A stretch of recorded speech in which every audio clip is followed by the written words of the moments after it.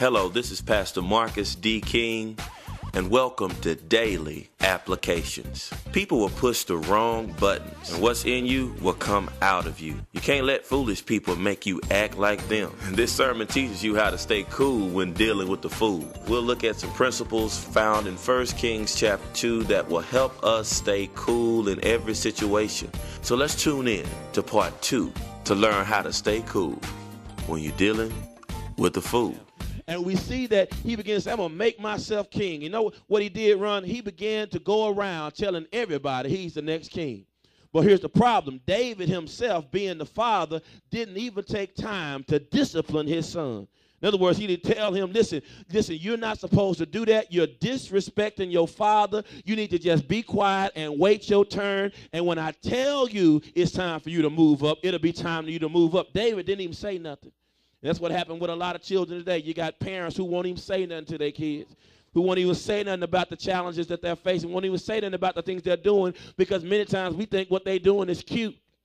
But it ain't cute when you're going down to visit them at Lou Sterrett. It ain't cute when you're going down to the prison. It ain't cute when you got to take care of the baby that they had and they still stand at your house at 25. That ain't cute, is it? But if you say something, I'm trying to help somebody. I ain't trying to throw rocks at you, but I ain't trying to miss you either. Here it is. It began to say, now some stuff you just got to address in your life. And when we see this now, the text goes on and begins to tell us that there are a couple of things we need to learn. Adonijah was foolish enough to go against his own daddy, and his daddy didn't even say nothing. Not just that, he began to go ahead and tell everybody to come and join him and be a part of it. And he began to invite all these people to the party and didn't invite Solomon. And why didn't he invite Solomon? The reason he didn't invite Solomon is because we find also in chapter 1 that Solomon had already been promised the kingdom, maybe unbeknownst to him, to Bathsheba, because David promised Bathsheba that Solomon would be the next king. And what I'm trying to tell you right now is sometimes when God has made a promise to you, some other folk can't stand the fact that you got the promise and they can't have what God has blessed you with. Let me help you with it. Understanding the text, what's taking place here in chapter 2, verse 13, is also letting us understand there are some things that have already taken place in chapter 1 that sets the stage of verse 13. And what's taking place now is we have somebody who put themselves on the throne, but then all of a sudden Nathan, who's the prophet of God, who walks with David, if you remember in chapter 12 of Samuel, he began to tell David that David was the one, when he messed up with Bathsheba, he took somebody else's woman and he had to pay the consequences for his sins. David was the one who was the person that spoke into David's life and helped David stay on the path of God. And all of us need a Nathan in our lives. Because if you only have people around you who tell you how sweet you are and how good you are soon going to find yourself falling when you could have been standing up. Be careful. Make sure you got somebody who can tell you your stuff ain't as good as you thought it was, that you ain't as smart as you think you are. You don't know as much as you think you do. Because somebody needs to tell you to help save you from yourself. And that's why I thank God for some Nathans in my life. Nathan was the one who was with David. Bathsheba was the wife of David. And now we see that Bathsheba had been promised by David that Solomon would be the next king, not Adonijah. But Adonijah wasn't trying to hear none of that. Adonijah didn't even know about that, because sometimes God will bless you and your enemies don't find out till later. I'm trying to help you right now. And when we see this, we see he's going on in the text. And we go ahead and we see now that David is laying there, and Bathsheba comes in and says, listen, I've heard what Adonijah is doing. He's going out here telling everybody he's the next king. Now, David, hold up now. Now, we done been through a lot together. Now, I know you the king and all. And I know we messed around before we got married, but we legal now. Okay, here. Okay, and I told you she's a sister. And when you ever see a sister, a real sister stands up for her children. And when we see this now, she says, now, you promised my son, the one we had together, that he going to be the next king. Now, what's up with Adonijah out here going around saying he's going to be the next king? That sounds kind of crazy to me. Matter of fact, you can get killed for trying to go out and put yourself on the throne while the king is still alive. And David said, you know, you right, girl, you right. Because when a sister really get a hold to you, ain't nothing you can say but, okay. No, you right, boo, you right. Because you don't want no more of that beat down that she give you. Brothers, you ain't never really had no woman just really get on you to the point you be like, all right, man, dang, all right. Please, you know what I'm saying? Okay, go on, girl. I ain't talking to nobody here that really know. You just like, all right, we ain't even going to argue no more. I'm already sick. I'm tired. And, you know, I ain't got the energy to deal with you right now. Just go on. Just go tell the boy he going to be the king. Just tell him, go on.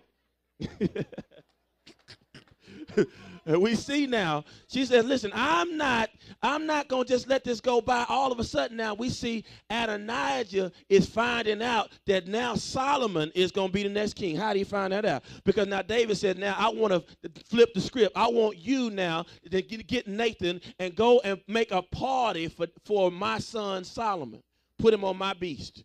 And what took place was Adonijah was having a party. But David started having a party for Solomon. Solomon's party, the speakers were louder in Solomon's party than in Adonijah's party.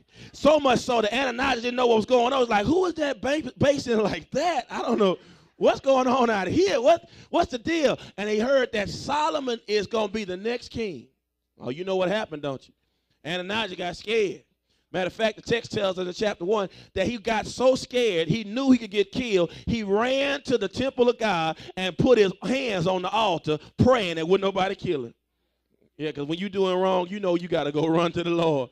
Please, Lord, if you just spare me one more time. Okay, you didn't have my kind of grandmama. Whenever you do wrong and whenever you know she's coming to get you, you take off running. I remember I took off running one time for my grandma. I just took off running because she wasn't going to catch me. But my brother knew he was going to get beat too, so he went and said he ain't going to get beat by himself and went down the street and brought me back to the house. And my grandma, she didn't always just beat us with extension cords and, good stuff like that. Stuff you go to jail for today. She had long fingernails. And what she would do, she would just put that fingernail in my forehead. And then let somebody else whoop me. You ever had your grandma do you like that? You ain't never had nobody you never had a beating where your daddy just talked to you and beat you. You ain't never had none. And sometimes when God is dealing with us, sometimes he uses different methods because he knows his children. And I'm one that God has to beat the mess out of me sometimes because sometimes I want to do what I want to do. And sometimes God can use me and begin to speak to me softly because I've learned sometimes, God, I learned the last time not to cross you. Adonijah right now is not recognizing. He recognized I've done something wrong. Now I was bold enough to get up here. Now I'm scared. You never had nobody punk out on you like that, huh? Yeah. Somebody else done pumped them on up. Yeah. You done stepped out like a fool and they done pumped you up. And now you know God is about to get on your behind. And here it is in the text. We see that now he foolishly put himself up. But here's the thing with a fool. A fool just don't stop. That's why they are fool. The Bible says, not Bible says, but the song says everybody plays a fool. Yeah, see, and right now I'm looking at somebody who in here right now. Don't tell me. Just look at me. Who in here right now is sitting next to a fool? I don't want to know who in here right now. Say, preacher, you preaching right because this fool I'm married to is just a fool to the second power. Don't raise your hand. Just look at me. Who in here right now got some fools in your family that you just got to deal with every single day? Who in here right now got some fools at your job that you just be like, Lord, they just fools. And I'm trying to keep my cool, but these fools about to make me lose my mind. I said, look at me. You got to go home with them. All right? Now when we look at this, here are a couple of things we can learn about a fool. Look at the text in verse 15. Verse 15a says this. He says, he replied, as you know, he's talking about Adonijah to Bathsheba. As you know, the kingdom was rightfully mine. Y'all see that? The kingdom was rightfully mine. I'll tell you 4 things you got to understand about a fool if you're going to deal with a fool and keep your cool. First thing you can understand about a fool from point 15a is this. A fool is stuck on the past while you're trying to enjoy your future. Okay. Let me say that again because you didn't get that. A fool, when you really recognize a fool, and understand a fool, you can spot a fool who's always talking about what they used to have. Okay, you ain't ever. You always spot a fool when you trying to move forward and they still stuck talking about what used to be. It takes a fool.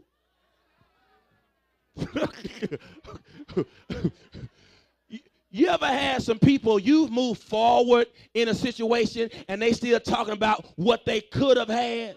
Okay, let me help you with this. Text says, he replied, as you know, the kingdom was rightfully mine. You know what? He was right. He was right. Because Adonijah was the fourth son of Haggith.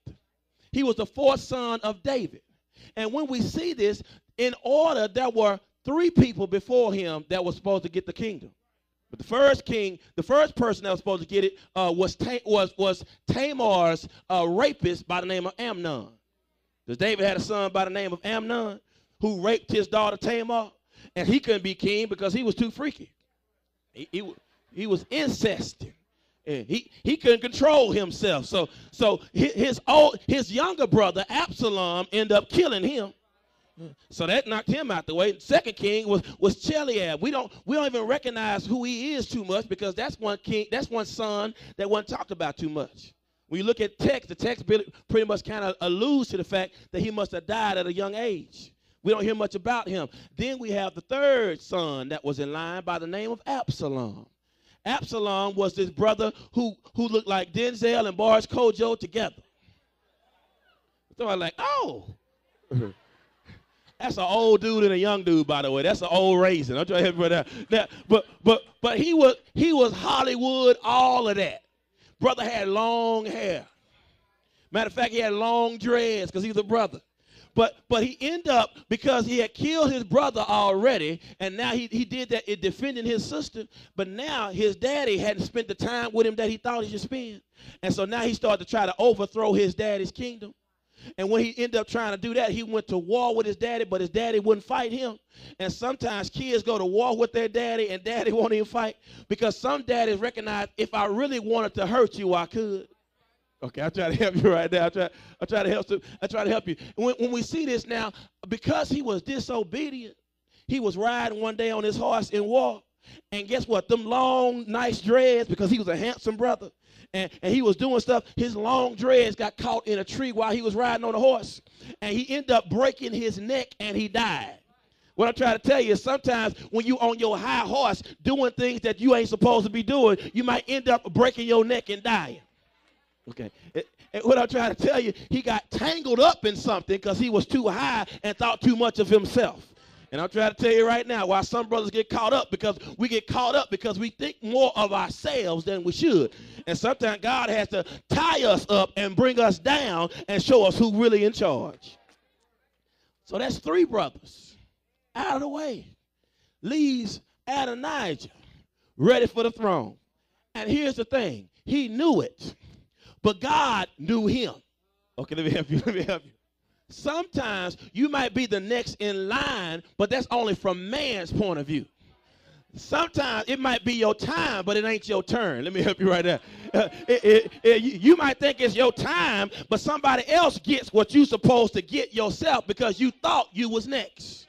I ain't got nobody here right now who somebody else was supposed to get the promotion because they had more tenure, but now guess what? Because God had favor on you, you got it, and they hating on it. I ain't got nobody here right now who's been blessed even when it wasn't your time. Here it is. So the first thing we see about a fool is a fool is stuck on the past while you're trying to build your future. Can I tell you the second thing about a fool? Let me help you with the second thing about a fool. Look at 15b. He said, verse 15 says, he replied, as you know, the kingdom was rightfully mine. He's talking to Bathsheba. Wow, I know you want to hear some more of that. And listen, you can hear more of that. One way you can do so is by joining our website, www.jc3online.org, to purchase a copy of this wonderful message. Or you can call our office at 972-224-9940. Once again, that's 972-224-9940. We would love to see you join us at one of our wonderful services, 8 a.m., 10 a.m., or 12 noon noon at Johnson Chapel Community Church in the beautiful city of DeSoto. Till then, apply the word daily.